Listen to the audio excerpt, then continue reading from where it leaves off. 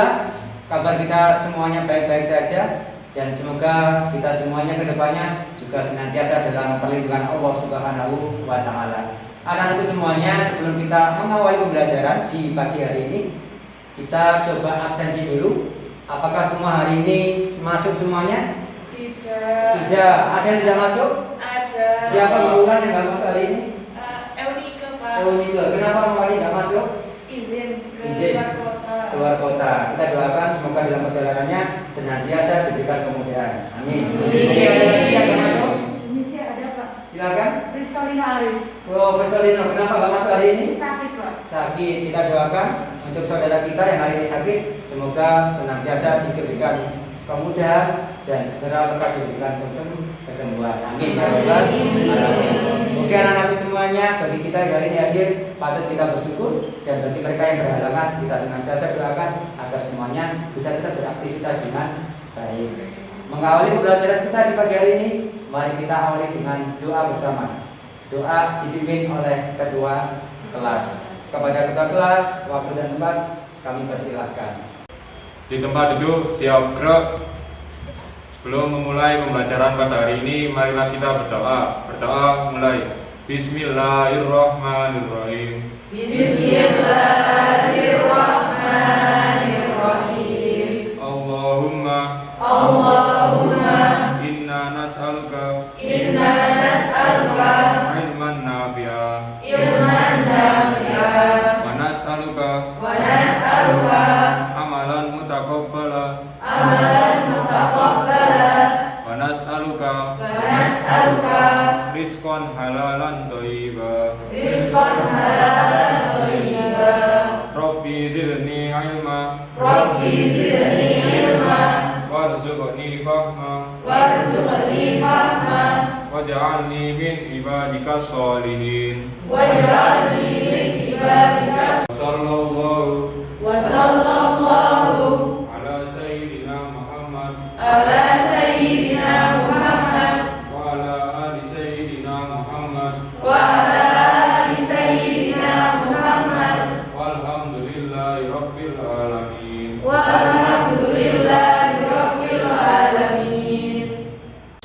Anak-anak semuanya, Bapak sangat menekankan di dalam pembelajaran hari ini, kalian harus benar-benar bersungguh-sungguh dalam pembelajarannya.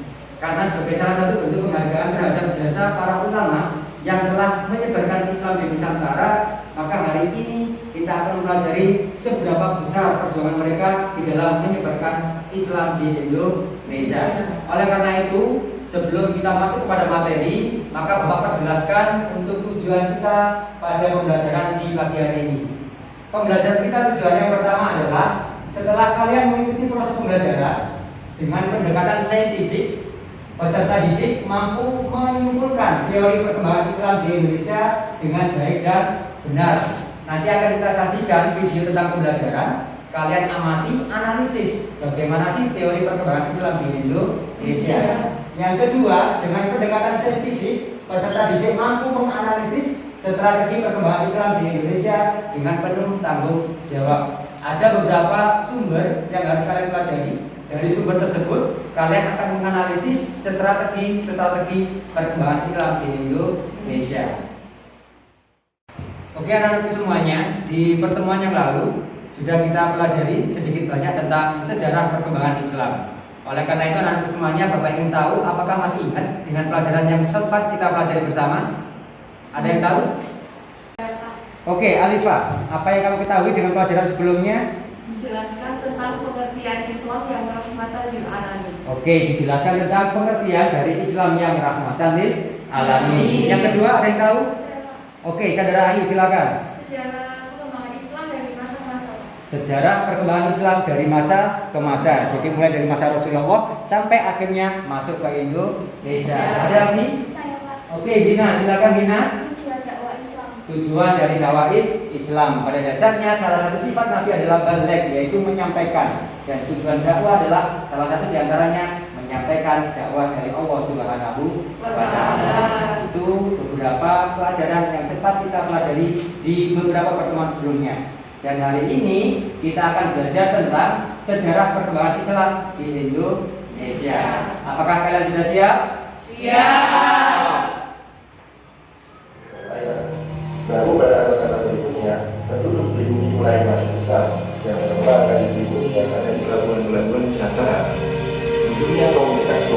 Islam di beberapa daerah kepulauan Nusantara, komunitas Muslim di daerah pesisir. Saluran perdamaian. Dari segi ekonomi, para saudara Muslim memiliki status sosial lebih baik dari kebanyakan pribumi. Oke anak-anakku semuanya, dari tayangan video yang kita amati bersama, adakah masalah-masalah yang bisa kita simpulkan?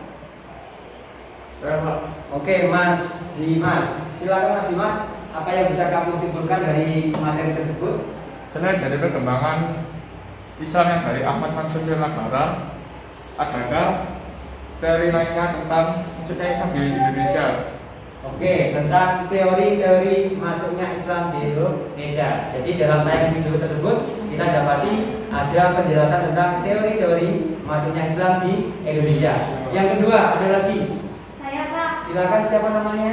Dava Pak. Mbak Dava. Oke, Dava, bisa disimpulkan? Dari yang saya amati tadi, saya melihat adanya perbedaan teori masuknya Islam di Nusantara. Oke, yaitu perbedaan teori masuknya Islam di Nusantara. Sehingga nanti akan kita perjelas lagi di manakah letak perbedaannya. Terima kasih Mbak Dava. Ada lagi yang ketiga? Oke, silakan, siapa namanya? Mbak Sahrani. Oke, Sahrani, bisa disimpulkan apa yang ditemui? Jadi di video tadi itu ada perbedaan tahun maksudnya Islam ke Indonesia. Ada perbedaan tahun masuknya Islam di Indonesia. Tentu kita lihat tadi ada teori Gujarat versi sama Mekah yang secara tahunnya itu berbeda. Dan nanti akan kita selesaikan dalam tugas kelompok yang hari ini akan dapat bentuk sebagai bentuk permasalahan yang kita dapati dari tayangan video tersebut. Akan dikerjakan, diamati dari apa yang sudah Bapak edarkan video di grup kalian semuanya. Nah, dari LKKD ini Bapak berharap kalian bisa menemukan jawaban dari persoalan-persoalan yang tadi sempat ditanyakan oleh teman kalian. Selamat mengerjakan. Ya, terima kasih Pak. Terus kalau kamu di Google juga ada. Oh, di Google juga ada. Berarti kita bisa masukin teori-teorinya dari berbagai sumber ya? Iya. Oke.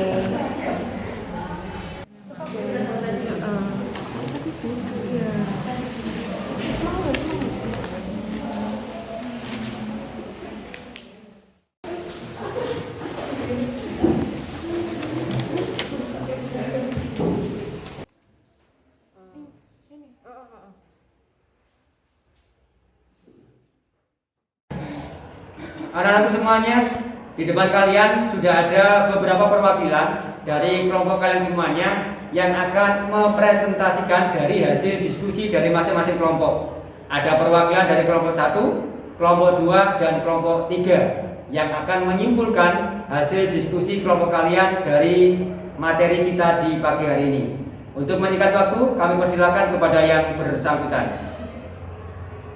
Saya Dewi, perwakilan dari kelompok 1 akan menyampaikan hasil diskusi kelompok kami. Yang diskusinya yaitu 3 teori besar yang dikembangkan oleh Ahmad Mansur Suryandara dalam pembawaannya ke Indonesia. Yang pertama yaitu teori Gujarat. Teori Gujarat ini berasal dari India pada abad ke-13 Masehi. Yang kedua yaitu teori Mekah yang dipercaya tiba di Indonesia dari Timur Tengah pada abad ke-7 Masehi. Yang terakhir yaitu teori Persia yang tiba di Indonesia melalui para pedagang dari Persia yang perjalanannya singgah ke Gujarat sebelum ke Nusantara pada abad ke-13 Masehi. Sudah sekian dari saya. Assalamualaikum warahmatullahi wabarakatuh. Saya Najwa Fahira, prestasi 27. Hari ini saya mewakili kelompok 2 untuk menyampaikan kesimpulan materi tentang strategi dakwah Islam di Nusantara. Strategi sendiri, sebelum saya memberikan rincian apa saja strategi dakwah Islam di Indonesia, yang pertama saya akan menjelaskan apa itu strategi. Strategi adalah rencana yang cermat mengenai kegiatan untuk mencapai sasaran khusus. Yang pertama yaitu tentang perdagangan, di mana perdagangan ini sangat banyak sekali melibatkan bangsa-bangsa di Indonesia, di dunia, Arab, Persia, India, Cina, dan sebagainya. Mereka turut ambil bagian dalam perdagangan di negeri-negeri bagian barat, tenggara, dan timur benua Asia. Yang kedua adalah dalam aspek perkawinan. Di sini saya akan menjelaskan hasil diskusi dari kelompok 3, yaitu sikap dan perilaku mulia yang harus kita kembangkan sebagai implementasi dari pelajaran tentang dakwah Islam di Nusantara. Yang pertama ialah menghargai jasa para pahlawan Muslim. Kemudian nomor 2, berusaha memahami dan menganalisis sumber-sumber sejarah untuk informasi terkini dan valid. Kemudian, yang nomor 3 ialah meneladani sikap dan perilaku para dai pada masa permulaan masuknya Islam yang mengedepankan cara damai. Terima kasih. Wassalamualaikum warahmatullahi wabarakatuh. Ikuti proses pembelajaran mulai dari awal sampai akhir. Bapak yakin banyak sekali yang bisa kita ambil dari pelajaran kita di hari ini. Di antaranya yang bisa kita simpulkan adalah beberapa teori perkembangan Islam di Indonesia. Ada berapa teori yang masuk di Indonesia? 3. Pertama, Teori